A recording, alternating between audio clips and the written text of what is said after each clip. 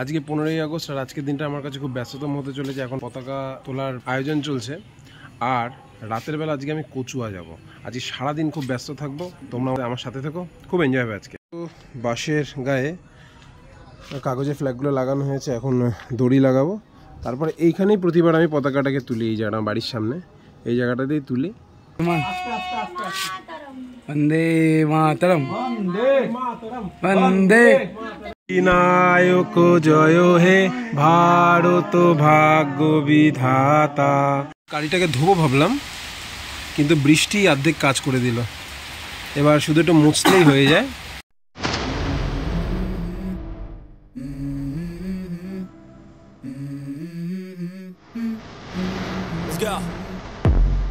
I wake up to a little bit of drool on my pillow, feel like it's gonna be a bad day. Yeah, I'm tired of shit, and the coffee ain't hit yet, damn ain't that great. I don't wanna go to work. দাদা এদিকে start দিয়ে নিচ্ছে। 2 বছর বাদে আবার কচুয়ায় যাচ্ছি, আর আমার সাথে চলেছে লক্ষ লক্ষ যাত্রী। কি করছিস? সবাই যে যার মতন আনন্দ করে নিচ্ছে, আর আমাদের হিন্দুদের সব উৎসবই আনন্দের।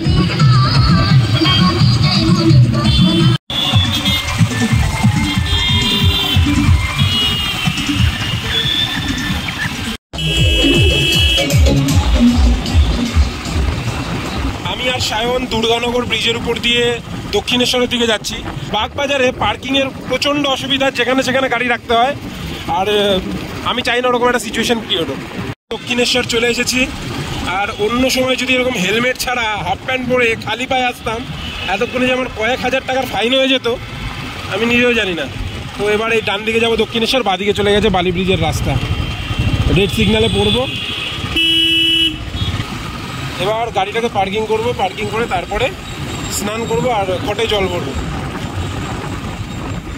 7:30 অবধি লাস্ট টাইম।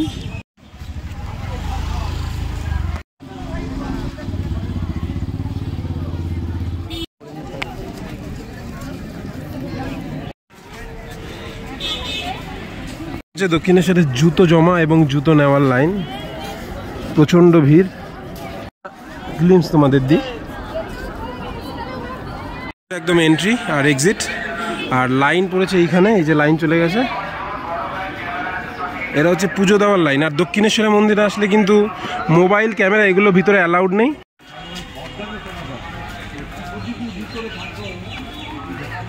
এটা সারদা মায়ের ঘর রয়েছে, আর এইদিকে একটা ঘাট রয়েছে, এটা মেন ঘাট। এই মেন ঘাটের দিকে যাব। এই ঘরটা হচ্ছে রামকৃষ্ণদেবের ঘর। এটা হচ্ছে বালি ব্রিজ, বালি ব্রিজের নিচ দিয়ে বয়ে গেছে হুগলি নদী, যাকে আমরা গঙ্গা বলি।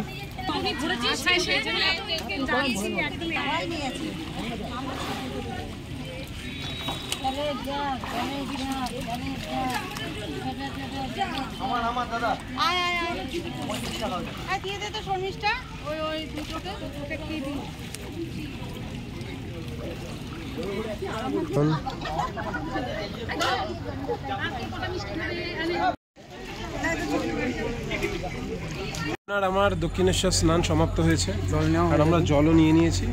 এবার আমরা গাড়ি নিয়ে সোজা চলে যাব কচুয়ার উদ্দেশ্যে। আর মোটামুটি দক্ষিণেশ্বর ফাঁকা আছে, বাগবাজারে গেলে এত ফাঁকায় ফাঁকায় আমরা স্নান করতে পারতাম না।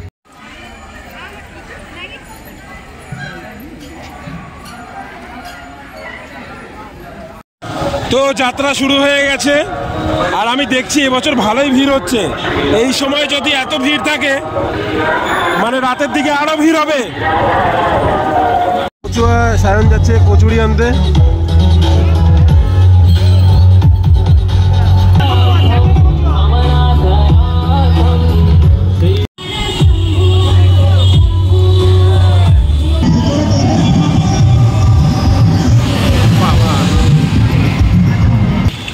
লুচি খেলাম, বাহ লুচিটা সুন্দর হয়েছে।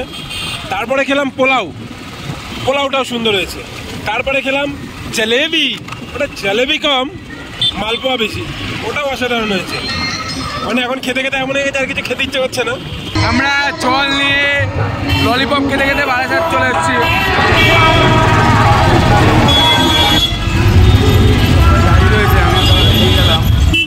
পরিবারের সবাই সেন্ড অফ করতে দাঁড়িয়েছিল। বেরিয়ে গেলাম, এখন রাত হয়ে গেছে আর রাত বাড়ার সাথে সাথে ভিড়ও বাড়ছে। এখন যে জায়গাটায় আছি এখান থেকে দূরত্ব হচ্ছে 30 কিলোমিটার। আর বারাসাতের এই জায়গাটার নাম হচ্ছে কালিকাপুর।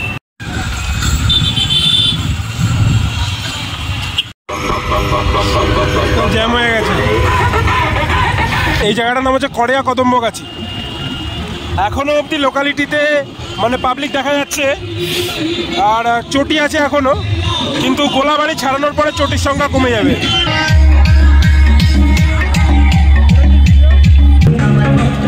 এই দেগঙ্গা, বেড়াচাপা এই জায়গাগুলোতে খুব ভিড় হয়, কিন্তু দেগঙ্গা এবার তুলনামূলকভাবে ভিড় কম, যে কনজেস্টেড মার্কেট প্লেস সেই জন্য একটুখানি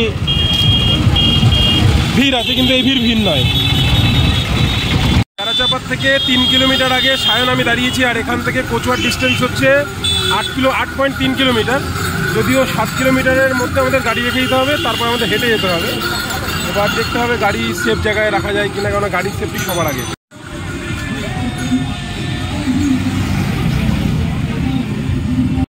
তো বন্ধুরা, আমরা এখন চন্দ্রকেতুগড় মিউজিয়ামের পাশ থেকে যাচ্ছি। আমার বাপাশেই রয়েছে মিউজিয়াম, আর বেড়াচাপায় ঢুকে গেছি। বেড়াচাপা চলে আসা মানে কচুয়া চলে আসা। এখান থেকে খুব একটা ডিস্টেন্সে নয়, তবে হ্যাঁ চেষ্টা করব গাড়িটাকে কাছাকাছি রাখার। রাস্তার থেকে বেশি দূরে গাড়ি রাখলে আবার আমাদের হেঁটে অনেকটা আসতে হবে।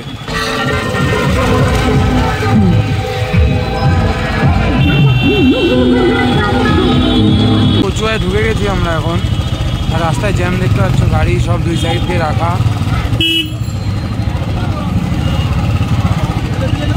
আমাদের গাড়িটা একটা সেফ জায়গায় রাখতে হবে, এটা হচ্ছে সবার প্রথম টার্গেট।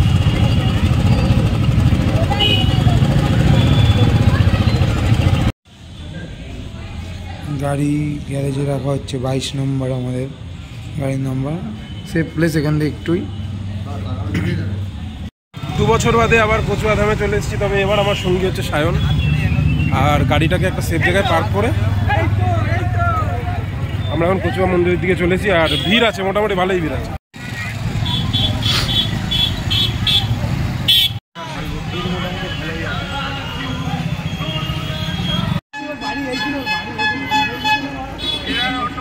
অবস্থা খুবই খারাপ। আমরা যদিও এতটা রাস্তা বাইকে এসছি বলে আমাদের কষ্ট হচ্ছে না, কিন্তু যারা বাগবাজার দিয়ে হেঁটে এসছে তাদের খুব কষ্ট হবে রাস্তা দিয়ে হাঁটতে। রাত্রি 10:05, এই পাশটা পুরো অন্ধকার, আর আকাশে বিদ্যুতের ঝলকানি দেখা যাচ্ছে। আর এই দিক দিয়ে আমরা চলেছি, সবে 28 নম্বর গেটে এসে পৌঁছেছি। এরকম করে 1 নম্বর গেট আসবে, তখন আমরা মন্দিরের কাছে যাব।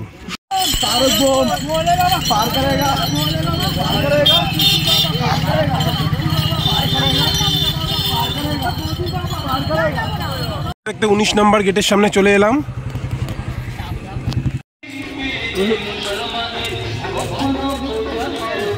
এদিক দিয়ে যেতে হবে।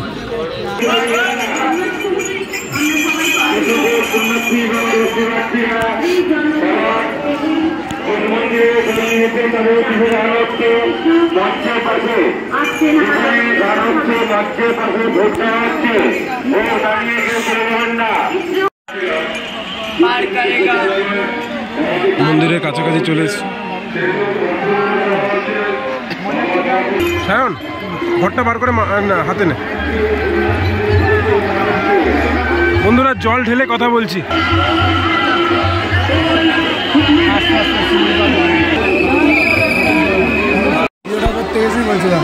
জল ঢালা কমপ্লিট আমাদের, জল ঢালা হয়ে গেছে। খুব সুন্দর জল ঢাললাম আমরা। কি দাদা, একদম দারুণ সুন্দর জল ঢাললাম তো। এটা একদম মন্দিরের সামনে, এখান থেকে বাবাকে দেখা যাচ্ছে।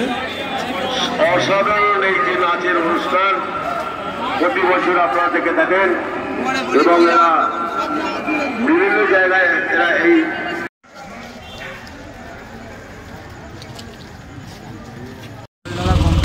তো আমাদের জল ঢালা কমপ্লিট হয়ে গেছে 10:30টার সময়। এখন বাজে প্রায় 11টা, 11:30 বাজে।